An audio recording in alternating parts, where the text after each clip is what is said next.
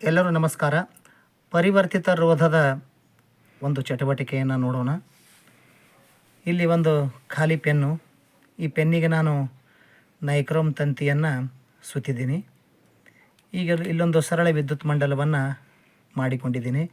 ಇಲ್ಲಿ ಬಲ್ಬ್ ಬೆಳಗೋ ಪ್ರಖರತೆಯನ್ನು ತಾವು ಗಮನಿಸಿ. ಈಗ ಈ ಮೊದಲನೇ ಈ ತುದಿಗೆ ಒಂದು ಸಂಪರ್ಕವನ್ನು ಕೊಡ್ತಾಯಿದ್ದೀನಿ. ಈಗ ನಿಧಾನವಾಗಿ ಇನ್ನೊಂದು ಬ್ಯಾಟ್ರಿ ತುದಿಯನ್ನು ಇಲ್ಲಿ ಸಂಪರ್ಕವನ್ನು ಕೊಡ್ತಾಯಿದ್ದೀನಿ. ಈಗ ಬಲ್ಬ್ ಬೆಳಗೋ ವಿಧಾನವನ್ನು ಗಮನಿಸಿ.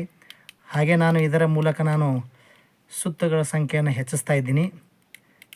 ಇಲ್ಲಿ ವಿದ್ಯುತ್ ಪ್ರವಾಹ ಕಡಿಮೆ ಆಗೋದನ್ನು ಇಲ್ಲಿ ತಾವು ನೋಡ್ತಾ ಇದ್ದೀರಿ. ಅಂದರೆ ಬಲ್ಬ್ ಪ್ರಖರತೆ ಕಡಿಮೆ ಆಗ್ತಾ ಇದೆ.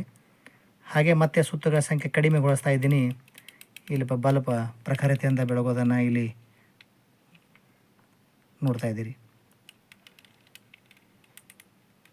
ಇದು ರಿಯೋಸ್ಟ್ಯಾಟ್ನ ತತ್ವವಾಗಿದೆ. ಧನ್ಯವಾದಗಳು.